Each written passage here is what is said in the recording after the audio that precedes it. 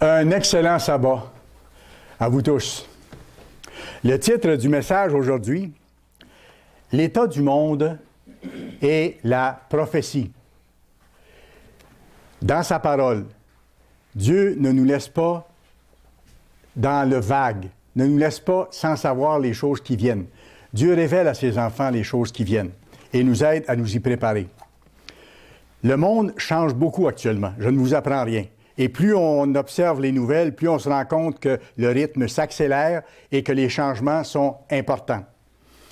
Au cours des 5 dernières années, surtout à partir de ce qu'on a appelé, et vous vous en souviendrez, le printemps arabe, la situation géopolitique du Moyen-Orient a beaucoup changé.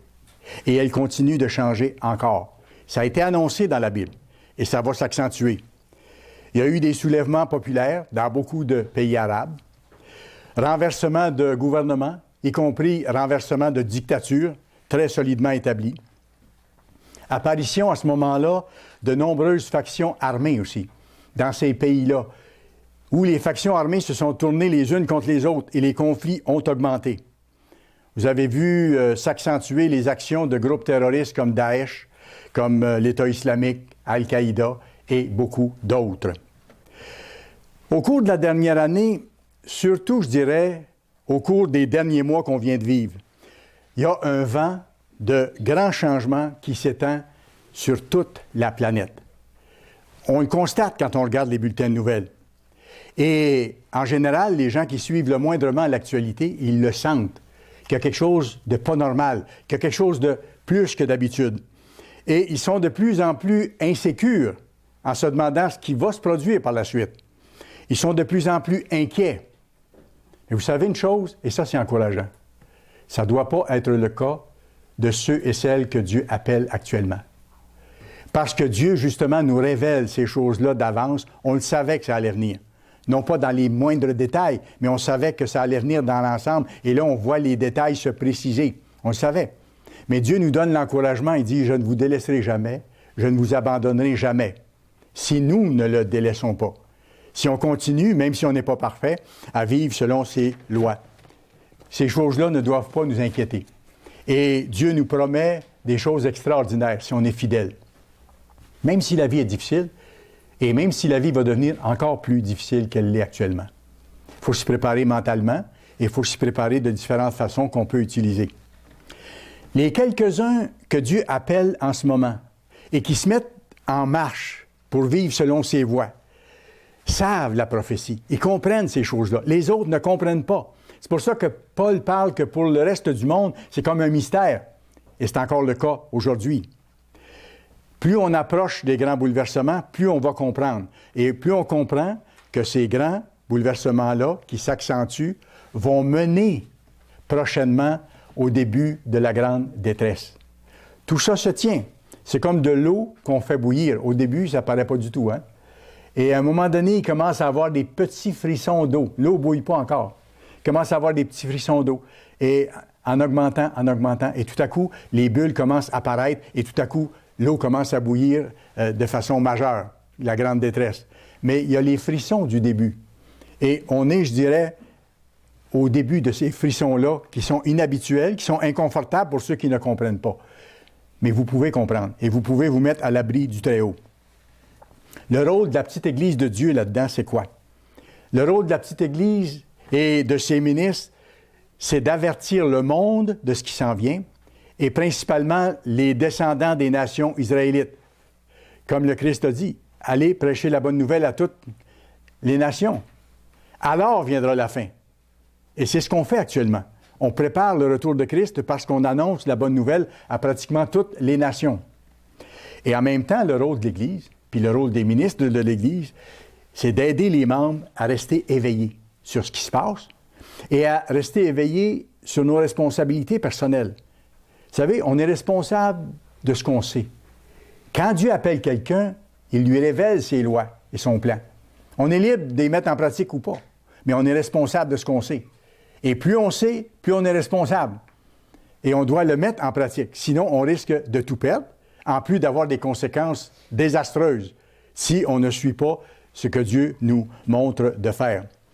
Alors, notre rôle, c'est d'aider les membres, les encourager, répondre à leurs questions, les soutenir et les amener à ne pas être pris par surprise lorsque des événements plus grands encore vont se produire bientôt. On vous en parle depuis un bout de temps. Là, je vous en parle encore avec un petit peu plus de précision aujourd'hui. Allez dans Luc 21. Luc 21, on va lire le verset 34 à 36. Le Christ parle de notre époque. Et il s'adresse bien sûr pas au monde en général, il s'adresse aux appelés, à ceux qui font partie de ce que la Bible appelle son petit troupeau. C'est un tout petit nombre que Dieu appelle actuellement. Mais le Christ nous donne ces directives-là ici. Il dit, verset 34, Luc 21, « Prenez garde à vous-même. » Donc, faites attention. « De crainte que vos cœurs ne s'apesantissent. » Et quand les cœurs s'apesantissent, on est moins conscient de ce qui se passe. Les choses qui avaient de l'importance en ont moins. On se laisse aller sur la vague. On travaille moins à changer. On prend les choses pour acquis. Alors, il dit, prenez garde à vous-même, de crainte que vos cœurs ne s'apesantissent. Par quoi? Par les excès du manger et du boire. Ça, c'est en ce qui concerne les pays bien nantis où il y a encore à manger et à boire. Et le risque pour ceux-là, c'est justement de trop manger et de trop boire. Et de laisser les cœurs s'apesantir et de penser que ça va comme ça continuer tout le temps sans qu'il y ait d'échéance que Dieu a annoncée. Alors faites attention que vos cœurs ne s'apesantissent par les excès du manger et du boire et par les soucis de la vie. Et qu'on soit dans des pays nantis ou pauvres, les soucis de la vie peuvent prendre le dessus. Mais ça doit être Dieu qui est en premier, non pas les soucis de la vie. On lui remet nos soucis entre ses mains. On fait notre possible et ensuite on va prendre conseil auprès de ceux qui peuvent nous conseiller. Comme moi, je vais prendre conseil auprès des ministres qui sont plus anciens que moi et qui sont au-dessus de moi. Et les membres vont prendre conseil auprès de diacres ou de ministres qui peuvent les aider. Faites attention que vos cœurs ne s'apesantissent par les soucis de la vie et que ce jour, le jour du Christ, ne vienne sur vous à l'improviste, la grande détresse que je vous parlais tantôt, là, l'eau qui se met à bouillonner tranquillement. Car il viendra ce jour, comme un filet, sur tous ceux qui habitent sur la surface de la terre. Donc, un effet de surprise. Veuillez donc et priez en tout temps. Vivre dans une attitude de prière. Prier Dieu le matin, puis au cours de la journée, même si on fait d'autres choses, lui dire des merci, lui demander son aide, lui demander son inspiration. C'est ça de prier en tout temps. Afin que vous ayez la force d'échapper à toutes ces choses qui vont arriver bientôt et de paraître debout devant le Fils de l'homme. Autrement dit, d'être encore vivant, d'être encore debout quand le Christ va revenir. Et pour ça, il nous faut quoi? Surveiller les événements, analyser et réfléchir aux tendances que le monde prend, voir les signes. Les signes sont là. Le Christ les a annoncés dans la Bible et il nous dit, nourrissez-vous de ma parole, nourrissez-vous du Christ. Et comprenez les signes qui sont autour pour vous tenir prêts, pour vous tenir sur vos gardes. Et surtout, pas juste de savoir. Parce que si on fait simplement savoir ces choses-là, mais qu'on ne travaille pas à vraiment se purifier et obéir à Dieu, c'est comme si on ne savait pas. Je vous donne un exemple. On annonce une tornade épouvantable qui va frapper une ville. Les signes sont là, les météorologues l'annoncent. Il y a déjà des villes par cette tornade-là qui ont été détruites et ça s'en va chez vous. Vous savez que ça s'en vient. Est-ce que vous faites quelque chose ou si vous attendez que la tornade vienne et que vous en soyez victime? Vous faites quelque chose. Et dans le cas de l'appel de Dieu, si je sais ce qui s'en vient, j'en suis responsable et je suis responsable de ma vie et de ma personne. Si je n'obéis pas à Dieu qui me dit de faire sa volonté, la tempête va venir, sauf que je n'aurai pas la protection de Dieu. Je ne comprendrai même pas tout le phénomène qui va conduire jusque-là. C'est ça que ça veut dire.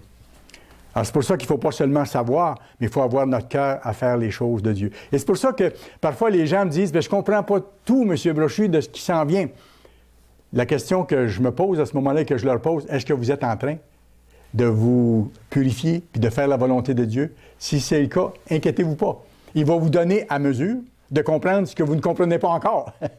C'est ça. Dieu travaille de cette façon-là. Il donne son esprit à qui? À ceux qui s'appliquent à lui obéir. Dieu révèle à ses serviteurs les choses qui viennent. Je ne vous apprends pas quelque chose de nouveau. Vous irez voir dans Amos 3, verset 7. Amos 3, verset 7, il est écrit « Le Seigneur, l'Éternel, ne fait rien sans avoir révélé son secret. » C'est un secret pour l'humanité, mais c'est un secret que Dieu révèle à ceux qui l'appellent. Le Seigneur, l'Éternel, ne fait rien sans avoir révélé son secret à ses serviteurs, les prophètes, à ses enseignants dans l'Église. Voyez-vous? Et c'est pour ça que les ministres de Dieu nous donnent l'information. Ces évangélistes nous donnent l'information. M. Armstrong l'a fait. M. Meredith l'a fait. Apocalypse 1, verset 1. Vous irez voir. Révélation de Jésus-Christ que Dieu lui a donné. Pourquoi? Pour montrer à ses serviteurs les choses qui doivent arriver bientôt. Et par le bientôt, là, ça veut dire que ça s'adresse à nous qui sommes parvenus à la fin, à la toute fin. Vous regardez au verset 3, « Car le temps est proche. » Car le temps est proche. Quel est ce temps qui est proche? Le temps de la grande détresse et le temps du retour de Christ. Dieu a toujours révélé à ses serviteurs les choses qui allaient venir. Et ses serviteurs nous ont enseigné ces choses-là. Moi, je me rappelle, j'ai entendu M. Armstrong à plusieurs reprises. On a eu l'occasion de le rencontrer même il y a plusieurs années. Et vous savez une chose? À la suite de la Deuxième Guerre mondiale, l'Allemagne était dans un état de destruction totale. Et M. Armstrong a été le seul à ce moment-là à dire « L'Allemagne va se relever. » L'Allemagne qui venait d'être divisée par le milieu, possédée en partie par les Russes à ce moment-là. M. Armstrong a dit « L'Allemagne va se réunifier et l'Allemagne va devenir le leader de l'Europe unie pour la dernière résurrection de l'Empire romain juste avant le retour du Christ. » Est-ce que ce n'est pas en train de se produire? L'Allemagne actuellement est le moteur de l'Europe. Et il va apparaître bientôt quelqu'un qui va prendre la direction, non seulement de l'Allemagne, mais de l'Europe unie, tel que ça a été annoncé. Pourquoi M. Armstrong a pu annoncer ça alors que l'Allemagne était en ruine? Même les gens se sont moqués de lui, parce que Dieu révèle à ses serviteurs les choses qui doivent arriver. Et ce que je vous dis là, ça peut être prouvé, ça a été écrit dans différents journaux.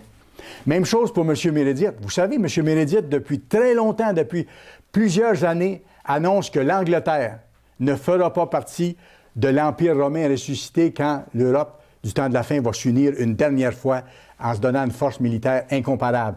M. Meredith dit depuis des années et des années, l'Angleterre ne sera pas là. Et on voit que l'Angleterre est en train de sortir de l'Europe unie. Dieu révèle à ses serviteurs les choses qui viennent. C'est vraiment formidable. Alors, en ces temps de la fin, depuis plusieurs dizaines d'années, je ne vous apprends rien, les serviteurs de Dieu ont annoncé l'état du monde. Et c'est ce que je vous annonce aujourd'hui en donnant quelques autres précisions. Ont annoncé que ça allait empirer, que ça allait se détériorer, beaucoup. Et là, c'est commencé à se détériorer plus et plus rapidement. Et qu'en même temps, les valeurs morales allaient être rejetées de plus en plus. Ce qui est le cas, ce qu'on voit. Et que la méchanceté sur la planète, la corruption, la violence, toutes ces formes, allaient augmenter.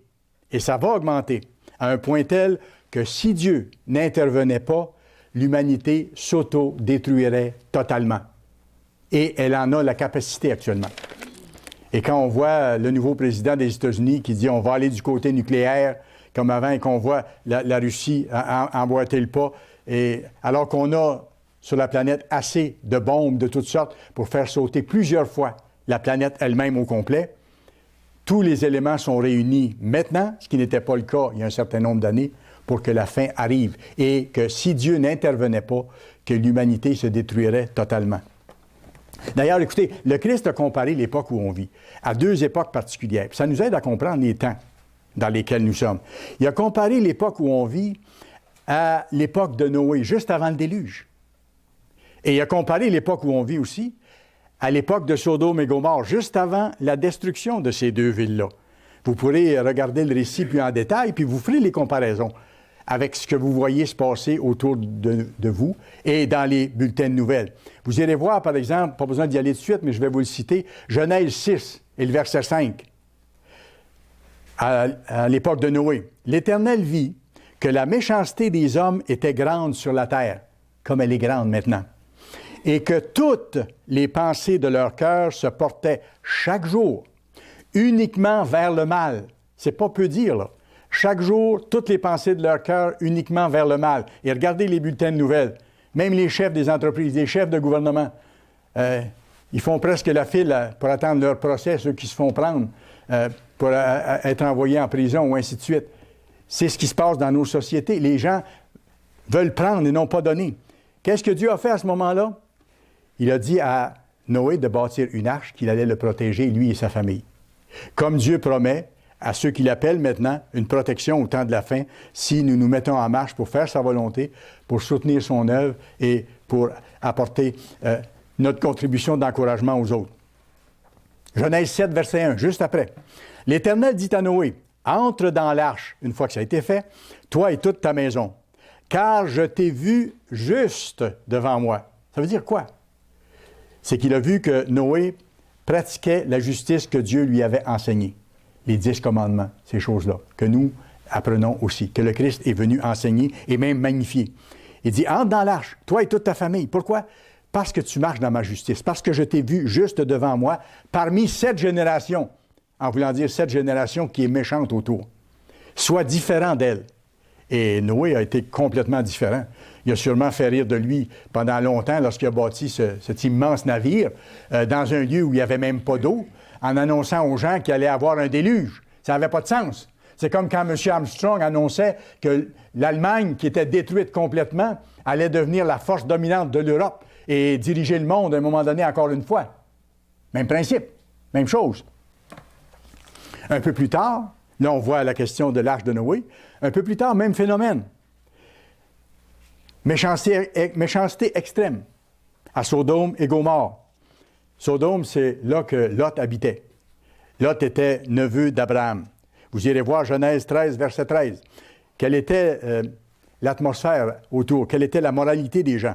Les gens de Sodome étaient méchants et de grands pécheurs devant l'Éternel. Ça dit beaucoup. Ça dit beaucoup. Qu'est-ce qui s'est produit à ce moment-là? Dieu a décidé de détruire Sodome et Gomorrhe. Il a envoyé 2 anges sous forme humaine pour aller procéder à cette destruction-là. Les 2 anges sous forme humaine sont allés chez Lot, que Dieu voulait protéger, sont allés pour coucher dans sa maison. Allez dans Genèse chapitre 19, s'il vous plaît. Genèse chapitre 19. Lisons les versets 4 et 5. En parlant des 2 anges sous forme humaine, ils n'étaient pas encore couchés que les gens de la ville, les gens de Sodome, entourèrent la maison, depuis les enfants jusqu'aux vieillards, tout le monde. Toute la population était accourue. Ils appelèrent Lot et lui dirent, « Où sont les hommes qui sont entrés chez toi cette nuit? Fais-les sortir vers nous, afin que nous les connaissions. » J'arrête. Il venait de dire que c'était une civilisation qui était méchante autour. Cette situation-là se produit. Deux hommes arrivent qui sont en fait des anges et toute la ville se réunit pour les connaître. Mais quand vous regardez ce que ça veut dire connaître, dans le texte original, c'est les connaître charnellement, les connaître physiquement. Donc, ce que ces gens-là avaient planifié, c'était des viols homosexuels sur ces 2 hommes-là qui étaient entrés chez Lot. Lot est intervenu pour protéger ses invités. Les gens autour ont voulu enfoncer la porte, puis ont voulu s'en prendre à Lot. Les anges, avec les pouvoirs qu'ils ont, et c'est le travail des anges protecteurs que Dieu donne aussi, les anges ont protégé Lot et ont frappé tous les gens autour de la maison d'aveuglement. Ils sont tous devenus, en un instant, aveugles. Donc, ils ne peuvent plus rien faire. Et le lendemain, Dieu a protégé Lot, sa femme et ses filles, parce que les anges les ont fait sortir de Sodome avant que la destruction ait lieu. Il y a un parallèle avec notre époque. L'augmentation de la méchanceté qui arrive à son paroxysme. On voit des choses maintenant qu'on n'a jamais vues auparavant, comme méchanceté, qu'on n'aurait même jamais imaginé. On est rendu là. Allez dans Luc chapitre 17. Luc chapitre 17.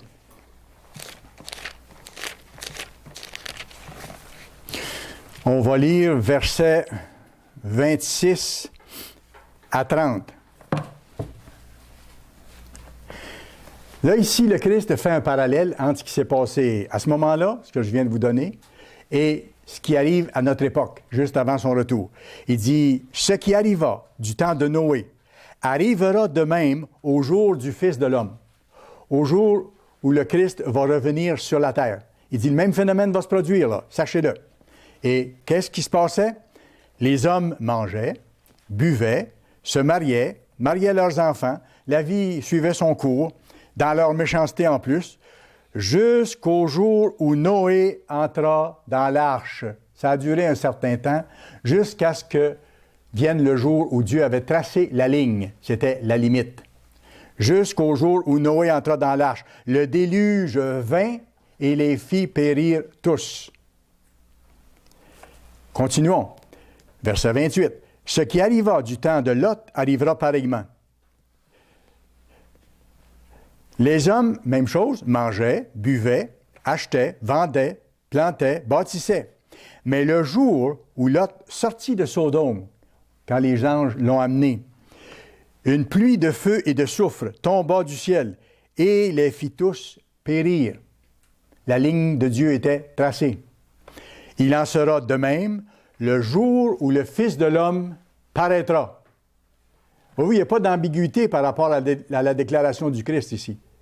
Il nous donne des exemples, il dit, regardez ce qui s'est passé, regardez autour de vous qui êtes rendu au temps de la fin, tirez-en les conclusions qu'il faut. Marchez dans les voies de Dieu, et Dieu va prendre soin de vous. Maintenant, pour qu'on voit un peu l'état des choses dans la société où nous sommes rendus, j'aimerais vous lire une lettre de M.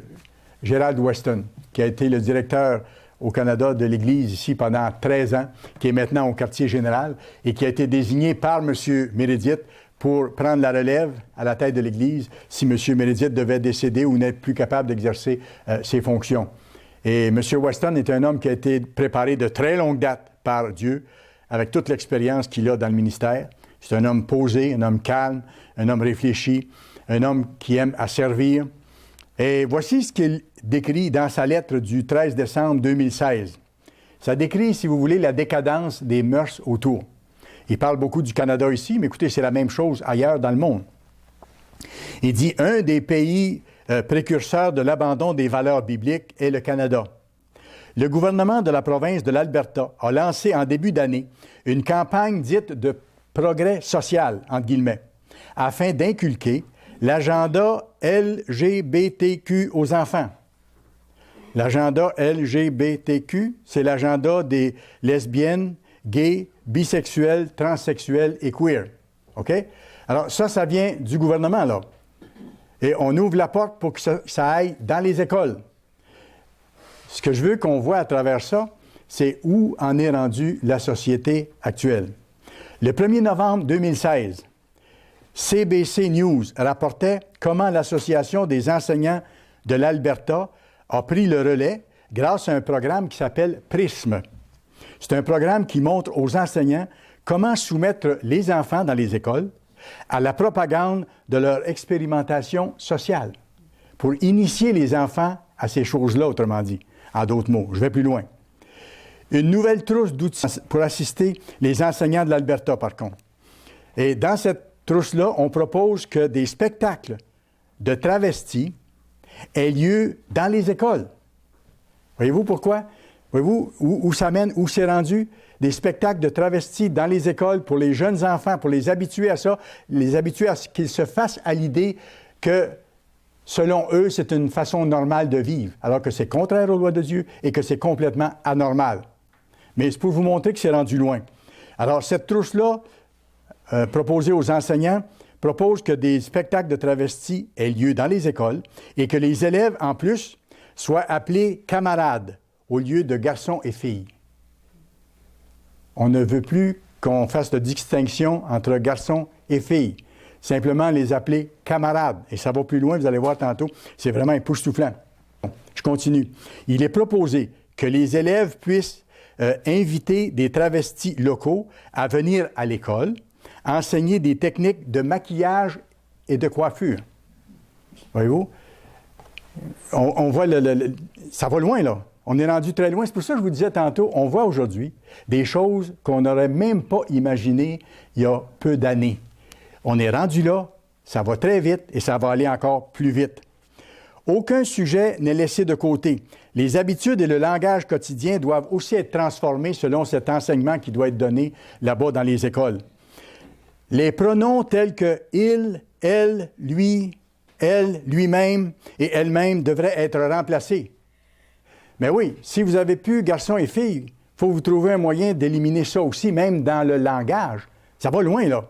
Ça va très, très loin. Et ça, ce que je vous donne, c'est à partir d'un document officiel. On peut le retrouver sur Internet. Alors, ces mots-là, là, il, elle, lui, lui-même, elle-même, devraient être remplacés par yel, I-E-L ou Y-E-L, yol ou yol, I-O-L ou Y-O-L. Je comprends que ça vous fait sourire, ça n'a pas de sens. Et ceux qui présentent ça comme une logique extrême, comme si ça avait du bon sens, alors que c'est complètement farfelu, complètement insensé. Yol et ol-même au lieu de lui-même, là, O-L-même. Alors, vous imaginez la conversation, là, c'est incroyable. Et on dit que c'est des gens sérieux. Mais écoutez, je vous parle de dirigeants de la société, là. Je ne parle pas du dernier venu qui a eu une idée bizarre. C'est en haut lieu de la société qu'on dit de faire ces choses-là. Et c'est pas la seule place au Canada. En Ontario, vous avez un autre phénomène qui dit aussi, là où on est rendu dans les mœurs, l'Ontario est une autre province canadienne, M. Weston le souligne, en pleine décadence. Je vous cite ici le Ontario Newsroom du 29 novembre c'est-à-dire 2016. Jusqu'à 4 personnes pourront être reconnues en tant que parents d'un enfant. OK? 4 personnes pourront être reconnues en tant que parents d'un enfant en l'absence d'une décision de justice, à condition que chacune des parties approuve un accord par écrit avant la conception de l'enfant. Donc, voyez-vous, il doit y avoir une entente là, entre 4 personnes avant la conception d'un enfant pour que les 4 personnes soient déclarées 4 parents de ce même enfant-là. On parle d'être insensé, on parle de fou, là. On parle de folie. On peut parler ce mot-là, je pense, on peut l'utiliser. C'est ça. Pour que tous soient parents. La mère biologique devra automatiquement faire partie de l'accord. Ah bien, regardons. Ils n'ont même pas oublié la mère biologique. Ils reconnaissent au moins qu'il y a une maman porteuse du bébé qu'il faut qu'il soit dans le décor quelque part. Elle pourra aussi signer le document comme étant officiellement parent. C'est fou, c'est fou. Et dans le même document, publié par l'Ontario's Newsroom, ça dit aussi qu'on devra utiliser le plus possible le genre neutre lorsqu'on parle de garçon ou fille et enlever ce vocabulaire-là. Même chose qu'en Alberta que je vous ai mentionné tantôt. Alors, si vous remarquez, ça, c'est des attaques directes contre la famille. Et celui qui a inventé ou qui a créé la famille, c'est Dieu, qui, lui, est en train de se fabriquer une famille avec ceux qu'il appelle et qu'il va appeler plus tard.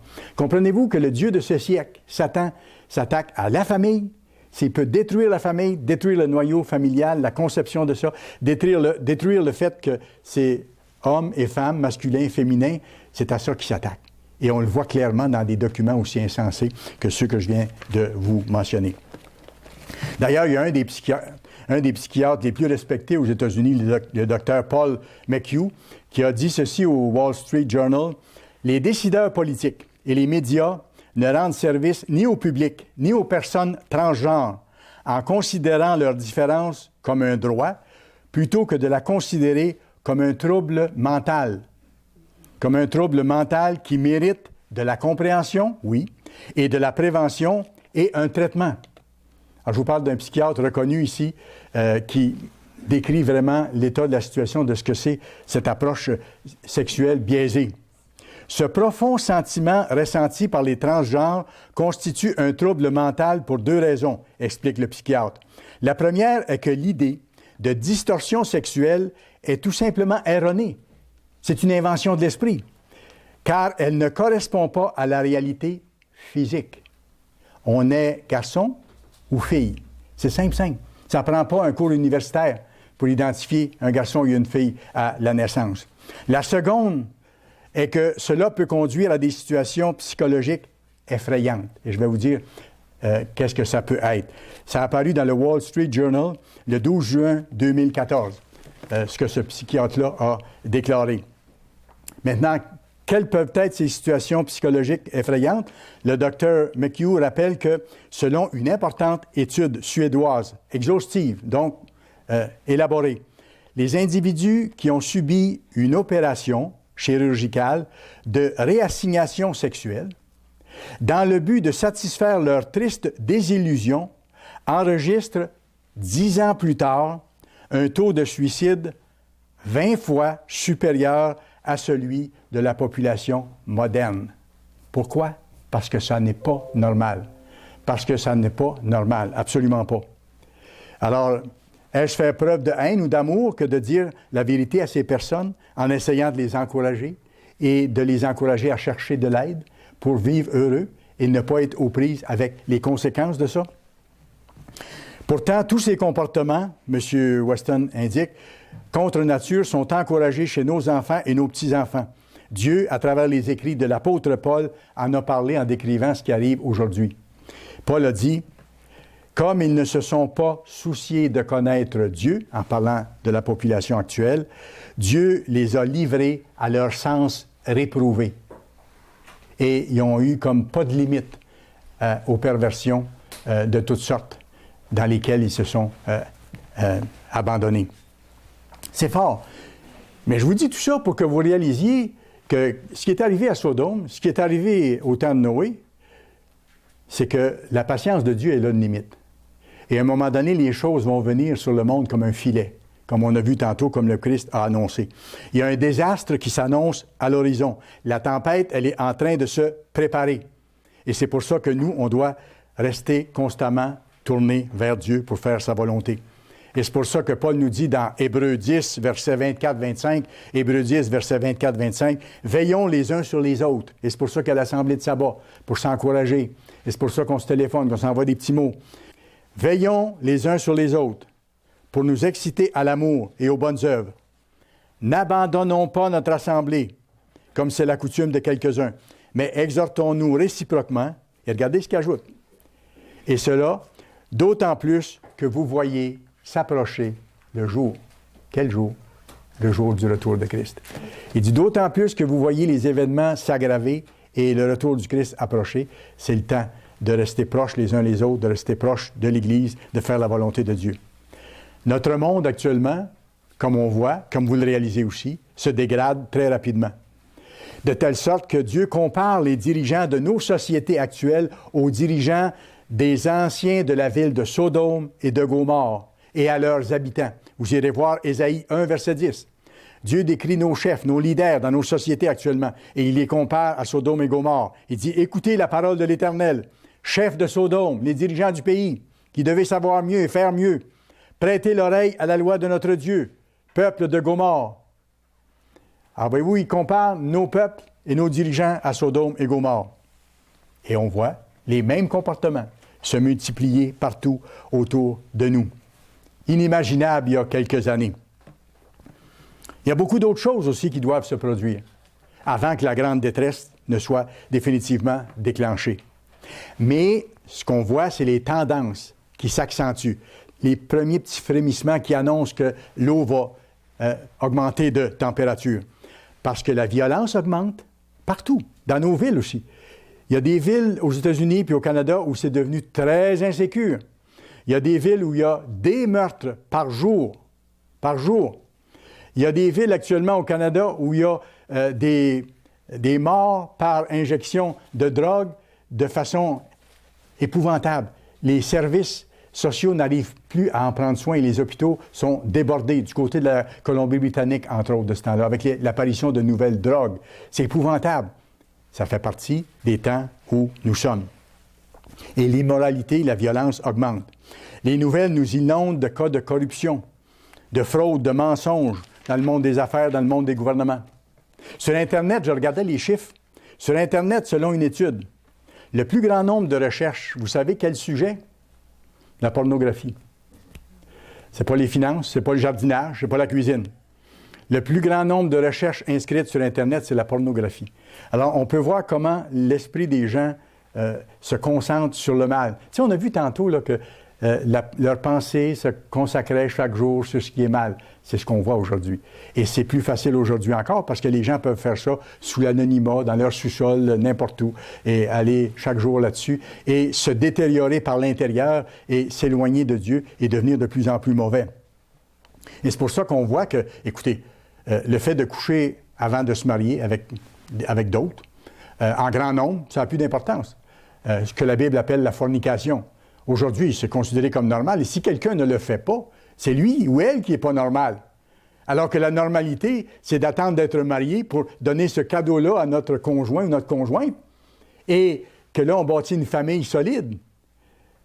Non, aujourd'hui, c'est considéré, même, j'ai resté surpris, non pas des gens d'église, mais je parlais avec un couple à un moment donné, et leur enfant ne couchait pas encore avec la personne qu'il fréquentait, et ils trouvaient ça bizarre, comme si l'enfant n'était pas normal. Mais non, c'était les parents qui n'étaient pas normaux, parce qu'ils ont perdu l'idée de moralité, ils ont perdu leur standard. Ça n'a pas de sens, ça n'a pas de sens. Et les conséquences de ça, de coucher avec n'importe qui, n'importe quand, n'importe où, avant le mariage, bien, vous avez les maladies transmises sexuellement, les grossesses non désirées, les avortements qu'on fait parfois par la suite, les petites mamans qui se retrouvent seules à élever un ou des enfants dans des conditions de pauvreté horribles parfois.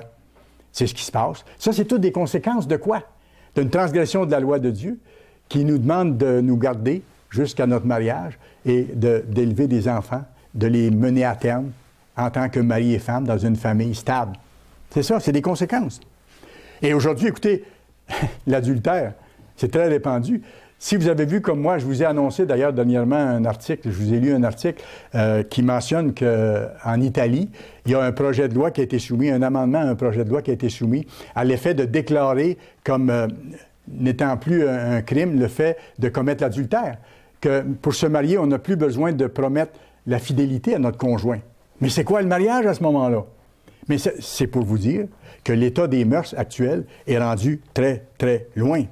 Alors, de nos jours, la fornication, l'adultère, l'homosexualité, la bisexualité, le transgenre sont de plus en plus réels, pratiqués, mais pas juste pratiqués. Ils sont de plus en plus imposés à la société en général, comme si c'était normal et comme si c'était le cas de la majorité. Mais ce n'est pas normal. Mais on l'amène comme si c'était la chose normale, et ceux qui pensent autrement, ce sont eux qui ne comprennent pas, qui sont arriérés et qui sont vieux jeux. C'est ça. Et c'est pour ça que ça nous demande d'être solides dans les lois de Dieu pour vivre selon ce que Dieu nous montre. Question. Quand on regarde tout ça, se pourrait-il que ces comportements-là, dont je viens de vous parler, que ces transgressions-là, parce que c'est des transgressions des lois de Dieu, révèlent un niveau de méchanceté qui s'approche du niveau de méchanceté de Sodome, de Gomorrhe et du temps de Noé. Quand Dieu dit, leur pensée était chaque jour vers le mal uniquement. Vous savez, il faut être conscient des signes que le Christ nous a donnés. Il faut être conscient de ce que Dieu nous a dit dans sa parole qui allait arriver juste avant le retour de Christ. Et faire attention aussi de ne pas s'habituer à ces choses-là. Parce qu'à force d'entendre ces nouvelles-là, on peut comme prendre pour acquis que c'est un peu normal, que c'est pas si urgent que ça a toujours été comme ça. Non, ça n'a pas toujours été comme ça. Ça va en s'augmentant rapidement. Il faut faire attention justement de ne pas s'habituer à cette chose-là. On ne doit pas s'habituer, autrement dit, à l'immoralité et ce qui est contraire aux lois de Dieu. Les humains se sont détournés de Dieu, ils ont rejeté ses lois et ils en souffrent beaucoup. Violence, guerre, attentats presque chaque jour, terrorisme, insécurité, pauvreté, inégalité sociale de plus en plus marquée, là. Écoutez, je regardais un article de la presse du 16 janvier 2017. Ici au Canada, par exemple, les 2 Canadiens les plus riches, ce sont des milliardaires. Ils possèdent autant d'argent que le tiers le plus pauvre de toute la population du pays. Alors, vous avez 2 hommes ici au pays qui possèdent une fortune personnelle plus grande qu'un tiers des 30 quelques millions de Canadiens. Donc, 11 ou 12 millions de Canadiens. À eux seuls, ces 2 hommes-là. Et c'est la même chose sur le plan international. Vous avez vu probablement le rapport d'Oxfam à partir du forum économique qui a eu lieu à Davos dernièrement. Oxfam a publié des chiffres qui sont très éloquents de ce côté-là aussi, des disparités qui existent. Les 8 milliardaires les plus riches de la planète possèdent à eux-mêmes autant que la moitié la plus pauvre de toute la planète. Vous avez 8 hommes qui possèdent en argent autant que la moitié la plus pauvre de toute la planète au complet. C'est fort. Et quand on dit que sur la planète, en plus, il y a une personne sur 10 qui vit avec moins de 2 $ par jour. Là, on parle de disparité. Et quand on voit ce rapport-là, d'Oxfam le mentionne, ça dévoile comment les grandes entreprises, les individus, les plus riches, augmentent les inégalités en exploitant un système économique défaillant, en éludant l'impôt, en se sauvant de l'impôt, en réduisant les salaires et en maximisant les revenus des actionnaires. On appelle ça paradis fiscaux. On appelle ça paradis, abri de l'impôt, abri de l'impôt, austérité. Alors, on coupe les salaires des gens, on coupe les emplois pour faire davantage à quelques personnes qui vont, à un moment donné, comme posséder l'ensemble de la planète. C'est incroyable de voir ces choses-là. Pendant ce temps-là, c'est incroyable. Vous avez des souffrances de plus en plus grandes sur la planète. Je regardais dernièrement simplement le Venezuela, où au cours de la dernière année, au cours des derniers 12 mois, il y a eu une augmentation de l'inflation de 1600 %. Les gens sont appauvris, c'est pas possible. Pour la distribution de nourriture, on compte sur l'armée. Maintenant, le président a demandé à l'armée de distribuer la nourriture qui vient pratiquement totalement de l'extérieur du pays. Ils ne peuvent plus produire localement. Et ce qui arrive, c'est que comme c'est plus payant de vendre au marché noir de la nourriture que la drogue, j'imagine le prix de la nourriture, les soldats en profitent pour vendre la nourriture à ceux qui ont l'argent. Alors ceux qui n'ont pas, vous imaginez ce qui arrive. Ce qui fait qu'il y a des familles là-bas, comme l'article que j'ai lu, il y a des familles là-bas qui confient leurs enfants à des amis, à des proches qui peuvent en prendre soin, ou qui simplement les abandonnent. C'est l'état dans lequel on vit. Alors qu'il y a autant de disparités parce qu'il y a transgression des lois de Dieu. Pendant ce temps-là, l'industrie de l'armement tourne à plein régime. On fabrique des armes comme jamais auparavant. Et si vous remarquez, dans les pays en guerre, les gens manquent de nourriture, mais les combattants ne manquent jamais d'armes. Avez-vous déjà arrêté à penser à ça? Il y a quelqu'un qui fournit les armes, il y a quelqu'un qui en profite, il y a quelqu'un qui donne de la nourriture à ceux qui détiennent les fusils. Mais les autres souffrent. Ça, c'est pas le monde de Dieu. C'est le monde de Satan. Ça achève, heureusement. Mais quand on voit ça, on voit à quel point on est rendu et que Dieu est sans doute tout près de tracer la ligne pour dire « ça suffit, c'est assez ». Nos pays bien nantis parlent de paix, font des belles conférences sur la paix et des superbes conclusions par écrit ensuite, qui sont parfois écrites avant. Et où on s'entend pour se réunir une prochaine fois pour parler encore de paix et d'égalité. Ils parlent de paix, tiennent de nombreuses conférences, mais ils vendent des armes et ils fabriquent des armes. Ça, c'est ce que les hommes font. C'est pas un monde de justice, c'est pas le monde de Dieu. Dieu le voit et Dieu va intervenir. Dieu va intervenir. Je n'ai pas le temps d'y aller, mais vous irez voir dans Osée 4, versets 1 à 3. Osée 4, versets 1 à 3. Dieu décrit exactement la société dans laquelle on vit et Dieu va intervenir. Il n'en durera pas ça longtemps. Vous savez, les actes de terrorisme qu'on voit, que Dieu permet que nos nations, nos villes soient touchées de plus en plus, et ça va être le cas encore davantage, c'est que ça découle du fait que l'humanité, et nos pays en particulier, se sont détournés de Dieu.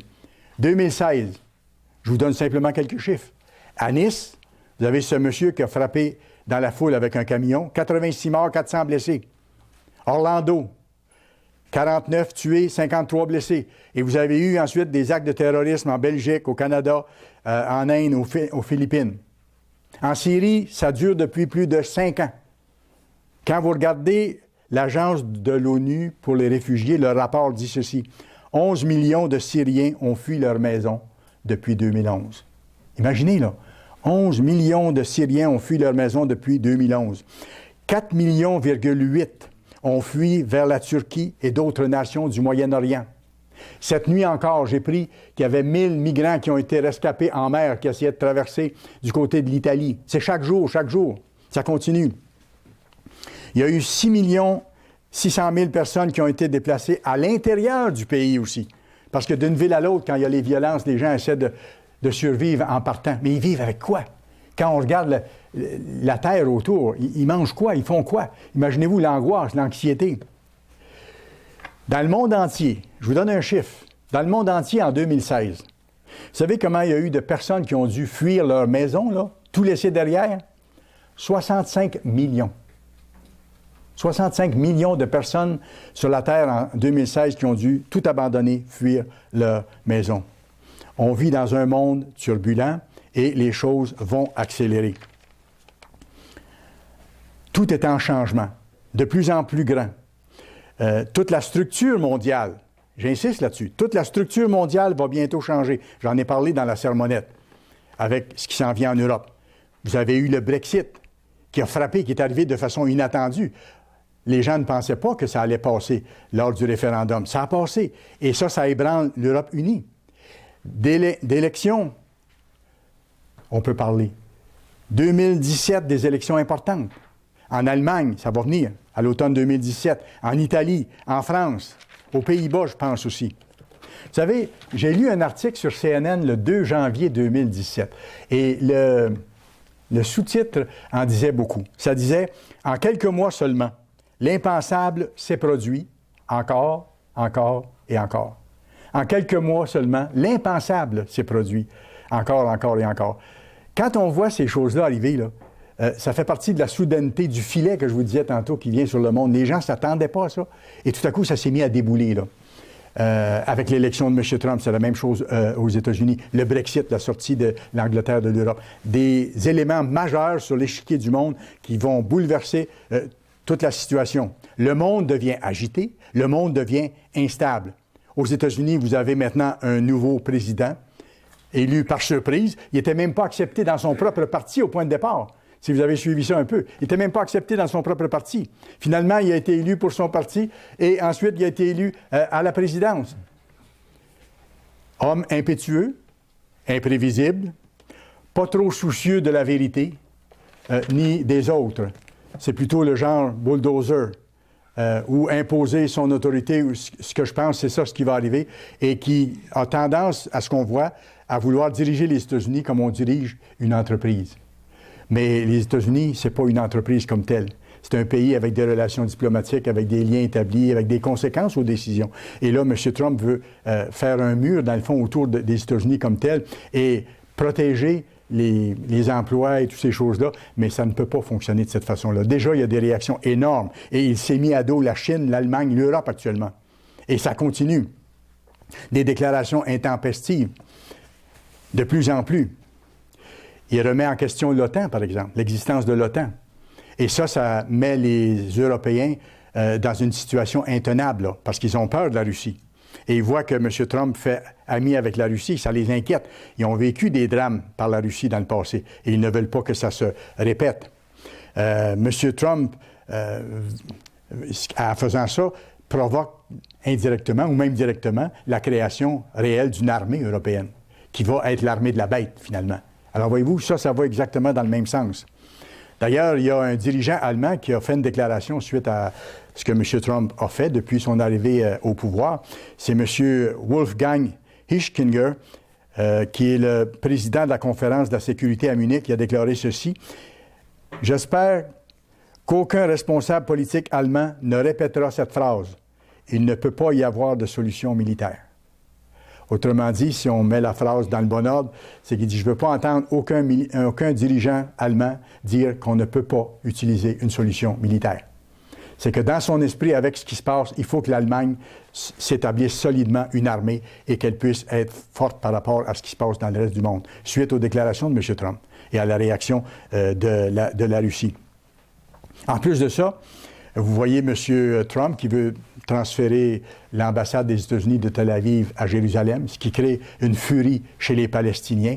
Alors, c'est en train de mettre le feu, là aussi, d'une autre façon. Il vient de rejeter totalement, en les insultant, les Mexicains. Alors, et c'est la même attitude un peu avec d'autres. Alors, ça, c'est la réalité qu'on voit. En plus de ça, il pourrait y avoir une crise à Jérusalem aussi, avec tout ce qui se passe autour de la ville. Et ces événements-là, peut-être en 2017, vont peut-être ouvrir la porte ou préparer à la reprise des sacrifices d'animaux à Jérusalem. Tout ça va ensemble. On ne le réalise pas nécessairement au point de départ, mais tout ça va exactement dans la même direction. Et quand vous regardez ça, vous voyez que le monde dans son ensemble devient instable, devient chaotique et devient de plus en plus imprévisible. Mais vous savez la fin de l'histoire. Parce que le Christ a dit comment ça allait finir. Il va revenir, il va établir son gouvernement, il va mettre fin aux misères humaines. Nous, on le sait, et on peut avoir ses bénédictions. Maintenant, d'ici là, tout peut arriver, et très rapidement, parce que la Bible parle à plusieurs endroits de soudaineté des événements. Et on est conscient de plus en plus qu'on vit à une époque unique, sans pareil, où les conditions se précisent avant que les signes prophétisés par le Christ dans Matthieu 24 ne se concrétisent entièrement. On est à l'époque des frémissements de l'eau. Il faut prendre notre appel au sérieux. Il faut rester proche de Dieu, prier chaque jour, étudier sa parole chaque jour, jeûner régulièrement, travailler à nous purifier. Allez dans Luc 21, s'il vous plaît. Luc, chapitre 21. On va lire à partir du verset 28 à 31. Regardez ce qu'il dit ici. « Quand ces choses commenceront à arriver, et on les voit commencer à arriver, c'est un encouragement qu'il nous donne à ceux qui lui appartiennent, à son petit troupeau.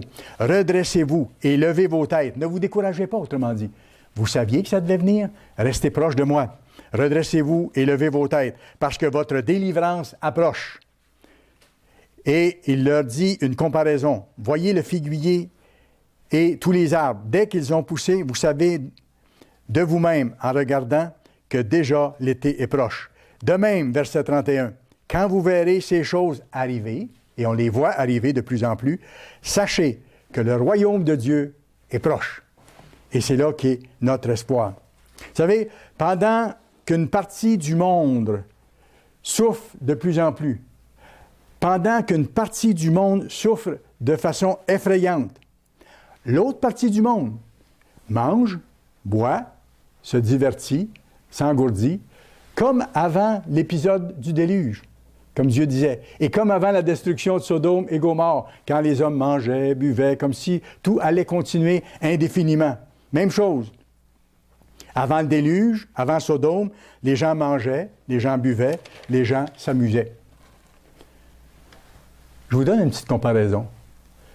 Juste avant le naufrage du Titanic, vous connaissez l'histoire du Titanic, juste avant le naufrage du Titanic, ceux qui étaient sur les ponts supérieurs mangeaient, buvaient, s'amusaient, dansaient, jusqu'au jour où la catastrophe est arrivée et où le navire a sombré. Mais tout semblait aller comme si ça allait continuer de tout temps. Gardons les yeux sur le but, sur la délivrance qui s'en vient, sur les choses qu'on a à faire. Demandons à Dieu de nous donner la foi, le courage de Christ, pour être capable de changer ce qu'on a à changer, d'être patient par rapport à ça. Dieu est patient par rapport à nous, mais nous, on doit être patient par rapport à nous-mêmes aussi. On ne peut pas tout changer d'un coup. Quand on manque notre coup, on lui demande pardon, on lui demande son aide encore, et il est prêt à nous la donner. Dieu est miséricordieux, lent à la colère, riche en bonté de toutes sortes, et il veut nous amener à terme. Demandons-lui son aide pour qu'on change et qu'on soutienne son œuvre.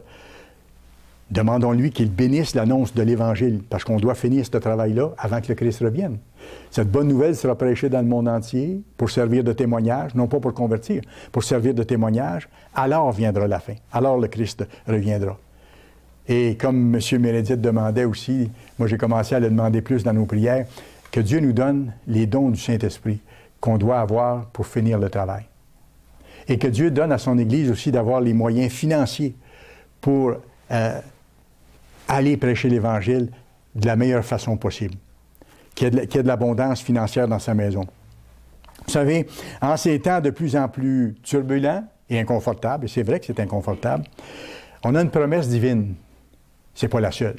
Mais on a une promesse divine ici dans Psaume 33, qui est tellement encourageante. Psaume chapitre 33, et je vais terminer là-dessus. Psaume chapitre 33. Commençons au verset 18. Tellement encourageant pour le tout petit troupeau, ceux qui ont à cœur de prendre au sérieux l'appel que Dieu leur a fait et qui travaillent à changer leur vie pour la rendre conforme à la façon chrétienne de vivre, puis de se préparer pour servir avec le Christ lorsqu'il sera revenu. Regardez le verset 18, Psaume 33. « Voici, l'œil de l'Éternel est sur ceux qui le craignent. » Voyez-vous, ça nous dit ici que Dieu a les yeux tournés constamment sur ceux qui veulent faire sa volonté. Dieu les regarde, Dieu les observe et Dieu est prêt à les aider. Et en fait, Dieu les aide. On pourrait donner plusieurs exemples. Voici, l'œil de l'Éternel est sur ceux qui le craignent, sur ceux qui espèrent en sa bonté. Et un des aspects de la bonté de Dieu, c'est que sa bonté nous pousse à la repentance. Et c'est une chose qu'on peut lui demander aussi. Dieu, que ta bonté me pousse encore davantage à la repentance, parce que j'ai encore des choses à changer, puis je veux être capable de les changer. Des choses qui sont difficiles, aide-moi. Que ta bonté me pousse à la repentance. Dans Romains, Paul en parle, il dit que c'est Dieu qui nous pousse à la repentance par sa bonté. Hein? Alors, implorons cette bonté-là pour qu'on change. Alors, Dieu, son œil est sur ceux qui espèrent en sa bonté. Et regardez, pourquoi? Il va loin. Verset 19. Afin d'arracher leur âme ou leur vie à la mort. Parce qu'il y aura des situations difficiles, il y aura des situations plus dangereuses, afin d'arracher leur âme à la mort et de les faire vivre au milieu de la famine qui vient. La famine ne touchera pas seulement le Venezuela. Elle va toucher nos grands pays bien entiers. Et tout peut basculer très rapidement. Très rapidement. C'est comme un mur qui menace de s'écrouler à un moment donné, qui vient bomber. Vous voyez les lézards à l'intérieur du mur ou à l'extérieur. Et il peut rester là un bon bout de temps, mais à un moment donné, quand le mur commence à s'écrouler, tout se fait soudainement. C'est la même chose en ce qui concerne l'histoire humaine. Et il dit, afin de les arracher, d'arracher leur âme à la mort et de les faire vivre au milieu de la famine. Notre âme espère en l'Éternel. C'est lui notre solution, c'est lui notre aide. C'est un papa parfait. Ceux d'entre vous qui, malheureusement, n'avaient pas eu un papa parfait, là, vous en avez un parfait. Et un jour, votre papa imparfait sera ramené à la vie et il aura l'occasion de comprendre. Mais maintenant, vous en avez un Père parfait qui peut vous aider chaque jour dans tout ce que vous avez besoin. Notre âme espère en l'Éternel. Il est notre secours et notre bouclier. Avez-vous remarqué une chose? Moi, ça me frappe et ça m'encourage tellement. Plus je mets dans les mains de Dieu les besoins que j'ai et que je le vois répondre, des fois pas immédiatement, ou des fois pas comme moi j'avais pensé, mais que je réalise en cours de route que sa réponse est venue et que c'est celle-là qui était la meilleure, c'est tellement encourageant parce qu'on voit qu'il s'implique dans nos vies. Il dit, il a les yeux sur ceux qui le craignent, qui s'appliquent à pratiquer sa justice. Notre âme espère en l'Éternel. Il est notre secours et notre bouclier, celui qui nous protège. Car notre cœur met en lui sa joie, car nous avons confiance en son saint nom. Il est le Tout-Puissant. Éternel, que ta grâce soit sur nous, comme nous espérons en toi. Et c'est là notre grande espérance. Notre grande espérance. Notre espérance que la solution aux problèmes du monde va venir bientôt et notre espérance d'avoir une aide directe, constante, de la part de celui qui nous aime totalement.